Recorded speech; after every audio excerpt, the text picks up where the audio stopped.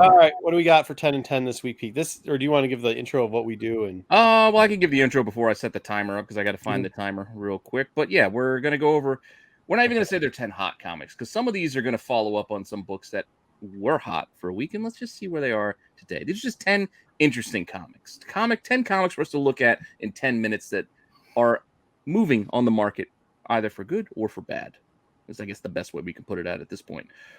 But with that, let me get the timer set. Where the hell is it? That's at the top. And we are going to get ourselves started now. Our first book in the 10 and 10 is going to be one of our big ticket books because we're going to start with the big boy books at the start. And the first one is a book that is up. This is Zap Comics, #1. CGC 9.6. Sold at Heritage this week for a healthy $11,000. Does anybody like these? I do. I don't know. Interesting. How the hell did they keep that at 9.6? I don't know. Time That's a travel. time machine. The Promise Collection is pure evidence of this. Like, if someone could keep a old Captain America Weird Tales book at a 9.2, anything's possible. But look at the ride this book has had. The last one in 9.6 sold in 2020 for $6,600. So it's kind of doubled its price in the last 2 years. And then it was at $9,000, it was at $5,000, but it's definitely, this one in particular is, you would say, up. Whereas our next big ticket book, Crow, #1, 9.8. Best offer accepted on $16,000. They accepted $10,000. They took a $6,000 discount. Alert John Z. Jesus. I don't think I could pass that up either. I'd probably take $10,000 for it. Somebody tells John Z it's time to sell. Yep. Well, here's the thing. You look at this price. Well, in January, this was $18,000. Oh, really? In April, it was 14. So now in July, it's 10. Tell trending in the right direction right now. Shit real quick, because I know he didn't pay $10,000 for his copies. So no, true. But this one is trending in the wrong direction right now. But this goes back to what we were talking about last week, and a little bit on Sunday. Some of these books are down right now. Yeah, I mean, market correction. It could be because look at the jumps. These are prices from 2019. It was $3,200. April of 2020, it was $3,200. And then in 2021 in June, it was $9,600. Then it was $18,000. Like, I think the jump, it hit too high too quick. I think this is correcting it back down just a little bit. Once again, I mean, I really do see it as a deflation, not like, I know a lot of people are like, it's popping. It's not. A lot of these books aren't popping. They're just deflating. Oh, 50-50. I like this book. Yeah, we're going to follow up on last week's book where we talked about this. Sonic, issue 50, the 1 in 25, which was selling for like, $100, 100 plus. Well, this price is held. Yeah, you can't tell the difference between the prices on the left and the right, which ones was from last week and which are this week, because the price is staying the same and copies are moving for these prices. 100 to 140 still. Surprisingly, unlike this book, which is also a follow-up, are What If Miles Morales 4, which we even saw last week trending down a little bit, but this week it's straight up selling for basically cover again at $550. Like, bin time. That's $550 at auction. It's going to the dollar bin time. At auction, it got to $550. I'm still in the show, so you can pay cover price. Yeah. But this is where it should have been anyway. That's why just don't let in, I don't know, hyped up controversy go and sell books for you. That stuff will pass, and you can get a book for cover again. And one more follow-up. I didn't want to do too many follow-ups, but again, this week was kind of slow all around. So 8 Billion Genies, yes, it's selling.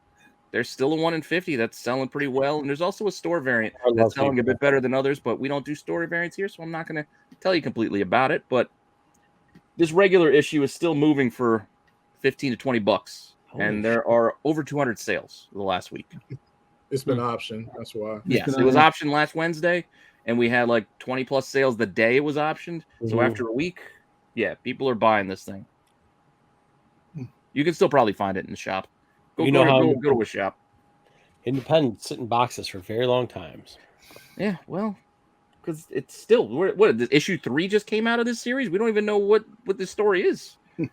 So many image books fizzle out so quick and just go to nowhere. Yeah, I can name a few. 7 to Eternity. What's the other one that The Realm? Yeah, the Realm. Realm was a good one. Realm. Reaver was pretty cool. Surprisingly, Realm did Realm even make it to? Did they even make it to the second arc? I think they. Yeah, they made it to like issue 13 or 12. I think that was it. 2 arcs. But this one takes place in Michigan, so buy it and pay lots of money for it. So we're going back to Thunderbolts because surprisingly, after weeks of yes, we had an announcement something's going to be coming. It's still selling well. It's still moving, and the prices isn't coming down. It's granted not a ton of sales. 35 sales is not a lot, but it's kind of a lot for an older book. It's kind of a lot for 3-4 week old news. Yeah, it's This old book news. always seems to kind of go like this, though. Yeah, It kind of sat for a long time. It really then something gets hinted, it shoots up, and then it drops back down, and then something gets hinted, so it shoots up, and it drops back down. But right now it's $100 raw.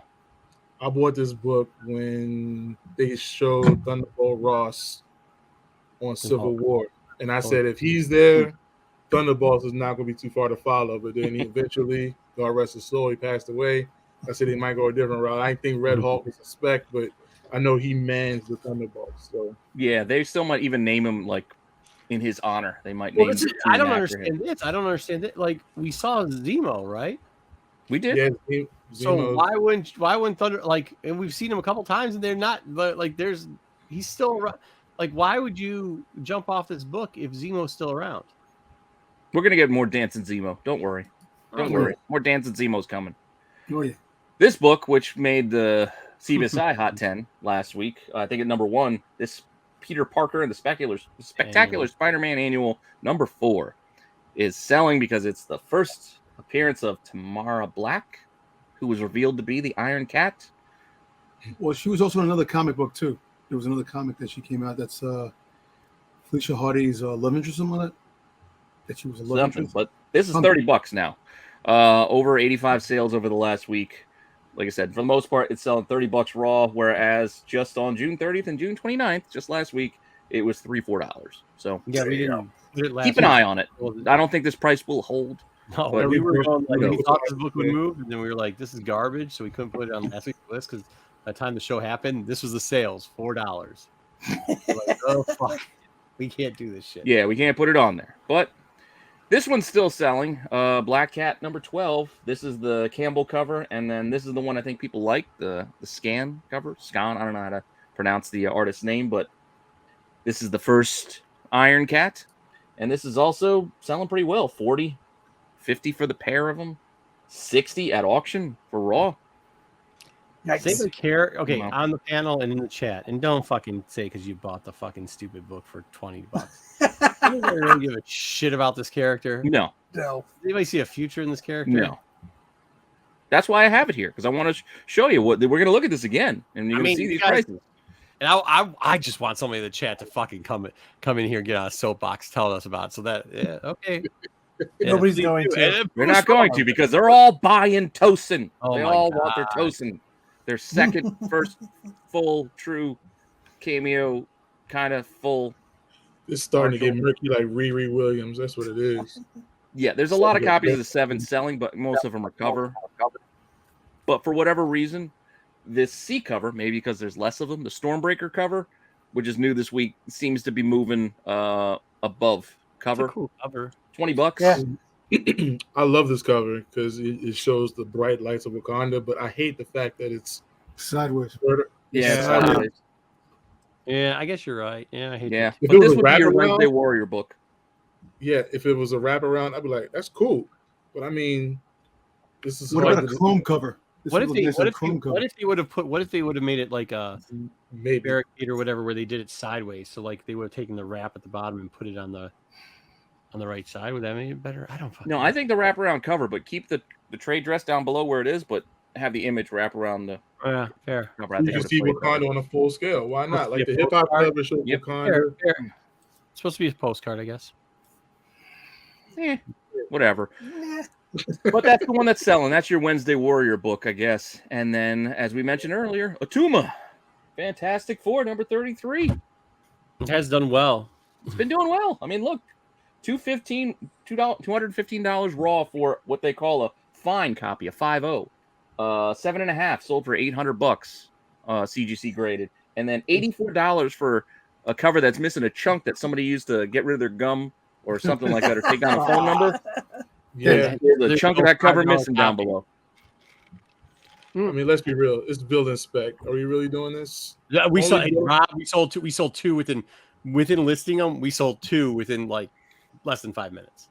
If you got them, sell them. But Yeah, you're talking $5 on this shit, and then selling them for $215. And I didn't even get what the lower one was, but I know we bought it for $5. So like, yeah, fuck, sell them. I'm not saying anybody buying at these prices. It is what it is. But I mean, you know, you could say that, but like same thing when we were selling, like we saw it as Black Manta, right? Oh, we're time up. Did we get through all 10? We did get through all 10. Okay. Yeah. You can still talk though. No, I mean, maybe it's because it's weird. But when we were thinking about it, was like Black Manta and stuff like that, right? We were thinking about the same way. Like we didn't expect much, but even Black Manta, what we were getting a couple $100s when that thing popped. And I mean, I think we had like 10 or 12 copies of it. So yeah, outside of Dr. Doom, I don't like villain spec. Obviously, we only saved like 2 higher grade copies, and Galactus like got rid of all of our mid and low grades because there's 3 villains on Marvel that I love. There's Dr. Doom, Thanos. We got him already, and I like Galactus. Yeah, I'm with you, Rob. Oh, are you saying non X-Men enemies? No, I still like them better than any of the X-Men. I love Magneto, but they made him a hero now. So it's no. I love Sinister. I like Sinister, and I do like Apocalypse. Oh, yeah. They come up next. Thanos, to be honest with you. So, I'm still with it. Rob's 3. That's my top Marvel 3, and then the X guys come in. Of course, the first love. No Mephisto. I do like Mephisto, but he kind of played a little second fiddle to a lot of the other cosmic type characters. But yeah, man. We do have some overtime books, and our first overtime book is a book you might have gotten an alert about today, and people are going to go buy some option news because Rivers of London out of Titan Comics got optioned. If you read who optioned it, tell me where you're going to see this thing. I'd love to hear it. Fucking... Because it's not announced, like, hey, it's going to be on Netflix. Hey, it's going to be on Amazon. No, it's just optioned to be made by some company I've never heard of. So let's see if they make it. And if they make it, let's see where it ends up. Apple TV. It's going to be on Peacock. And let's see if it matters. There you go. It's indie spec after all. Like, seriously, we talked about this a bit before. Like, where is this going to go? Oh, this isn't the first time, by the way. This is like the third time this book's come up over the last like 5 years. Yeah. It's a decent little book. I'm not going to say that, but look, it hit $35 today. It was selling for $2.30. You like Onslaught? I didn't like Onslaught. Earlier today. So that's the price we're looking at. Price skyrocketing from $2 to $35 in a day just because it was optioned. It's insane how fast people run to pay those high prices. Yeah, it's crazy. Don't spend your money. This is the kind of thing you go look for and be like, oh, I can still find this at my shop for a cover or $1. And then you try to sell it to somebody else who wants to pay these crazy prices because it was on an alert or some Hollywood Reporter news that they're going to make something. Because, yeah, they'll make something, but you don't want to be the one holding the bag on that. No, you don't. All right. Next up. We got some books that Rob pointed out. We got French Canadian Incredible Hulk 181. Different cover. Hey, I like it. In Quebec, is this the first full appearance or is this the second appearance? Well, he's not on the cover. This book is different because they have the 180 cover, which is the issue before this one. This is 40. 39 after this one. I went backwards. Yeah, 39 is the 180, but the panels in the back of that one, and then the 180. This is the 181. So it's like it's split between the two, but the only original cover is the 39. So this one's going to be missed over because Wolverine's not on the cover. But if I have the 180 over there, the 39, I have that one over there. And that's this one, which does have the same cover that we are familiar with, 180. Yes. And the panel is in the back. It's in black and white, not in color. And this one is tough and high grade because it only came in one county in one province of Canada. You gotta love those foreigns. Yeah. $38. Yeah. No, c'est mon frère. I didn't take French, so I don't know if I said any of that right. It's bad. That's a. I didn't even get a chance to look at the condition of it, but it was It looked kind of decent. I mean, yes, it has plenty of there's spine ticks down the side, but I don't see tears.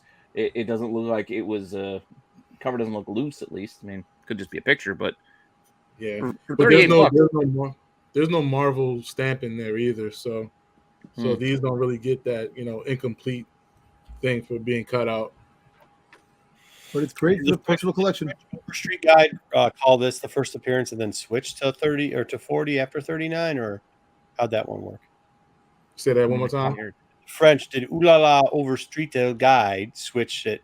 French over First appearance of Wolverine, did that switch it at their monthly quarterly to 40, or was it always considered the first? Wee land. Yeah. Wee.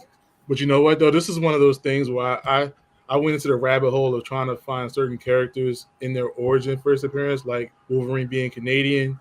Mm-hmm. This is important. Now this is the problem. Now this is the thing. The printing of this is before the U.S. Very interesting. Now let that sink in. Yeah.